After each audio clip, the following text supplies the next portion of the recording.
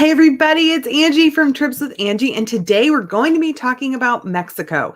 Just 1 week ago, I returned from Cancun, Mexico, and I want to share what I learned and some changes to the procedures since I was there in October. But first, before we start, I just want to give a quick shout out to Frank, Trips with Angie's biggest fan. He watches all our videos, comments on them. So, hey Frank.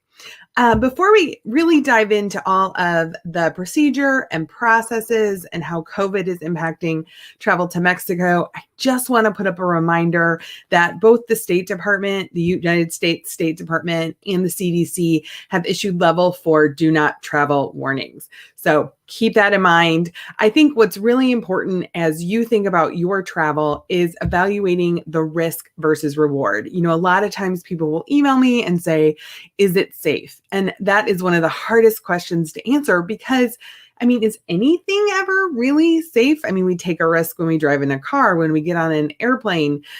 Everything has an element of risk to it. And I think what's important is to get the best information you can and then make a decision about what's right for you and right for your family as you decide if you want to travel. People are risking COVID if you travel. There are people out there who have COVID. Different areas of the world have different infection rates. So it is important to get the information and decide what's best for you. So let's dive into some questions I got. And if you have a question, put it in the comments and we'll bring it up and I'll talk about it. So the first question, do I need a negative COVID test to go to Mexico? No. Right now, Mexico does not require a negative COVID test for entry. You will fill out a health form when you arrive at your hotel. So there's a lot of information going around these health forms and filling them out in advance. It is filled out upon arrival. This is not something you can do in advance. And when it comes to Cancun, they're having the hotels collect the information. So when you check into your hotel, they'll give you a QR code to scan. Now, this is really important. If you are not familiar with how your phone works, you want to make sure that you understand how to connect to Wi-Fi on your mobile phone and how to scan a QR code. So basically what will happen is when you get to the resort, you will connect to the resort's Wi-Fi. So make sure you know how to do that. And then they will show you a QR code, which is like this little black and white code. You may have seen it. You'll hold your phone's camera over it, and then a website pops up. And you'll click on that website. And then that will take you to the arrival health form. So again, want to make sure you know how to connect your phone to Wi-Fi and how to scan a QR code, because that's how all of the resorts are assessing the information. So now you're at the resort. So another common question I've gotten is, do I have to wear a mask at the resort? So short answer is yes. They are strongly encouraging you to wear a mask as you move around the resort. And some resorts are more strict about wearing masks as you enter restaurants. So for instance, we were at Planet Hollywood. Planet Hollywood was very strict that you had to have a mask on to enter any of the indoor spaces. Now you could take it off once you were seated, but as you moved around the indoor spaces, you had to wear a mask. So that's really important to keep in mind. Also, these regulations are changing. So every Thursday, the Quintana Roo state government, so Quintana Roo is the state in Mexico where Cancun, Riviera Maya, and Tulum is located, they update their COVID threat level. You may have heard about this. It's red, orange, yellow, green. And depending on which level the state is in, different regulations and restrictions apply. So it could be that, somebody went 3 months ago and they didn't have to wear masks. And now, I'm saying you have to wear a mask. So don't dismiss the information. Just know that the information is ever changing as things get more updated and the threat level within the different countries changes. They do take your temperature. That's another thing that's going on at the resort. So you should be prepared for that. At 2 of the resorts we went to, they took our temperature upon arrival and we had to remember what our temperature was because it was required on the health form. So if they take your temperature, be sure to ask what it is so that you can remember in case you have to put it on the health form. It will be in Celsius. So just keep that in mind. It's going to be a number in the 30s, hopefully, unless something is really, really wrong with you. That you'll just want to make sure you kind of take a mental note of that. They also took our temperature at the restaurants. And then lastly, just because the occupancy is limited at a lot of these resorts, you know, for orange level, hotels can have to have lower than 60 occupancy. This may have an impact on the amenities and restaurant availability during your stay. So it could be that restaurant menus are more limited, or that some restaurants aren't open every night. So you could have, you know, one restaurant open one night and then not open again for the rest of your stay. So just keep in mind that the hotel staff are doing their absolute very best to ensure you have a wonderful vacation, but they have to follow the law. I mean, I saw a post online, somebody was complaining about having to wear a mask in the gym. And it's like, well, the options are wear a mask in the gym so the resort complies with the local regulations, or the resort gets shut down. So just, make sure to keep that in mind. Oh, okay. We have a new question here. So, hi, did you have to pay that $11 fee? So what R&B Lifetime Memories Travel is talking about is there is a new exit fee. You can pay online before you leave. It is required, but no one checked to see that we had paid. So no one was checking to see that we had paid, but it is a requirement and you can pay online.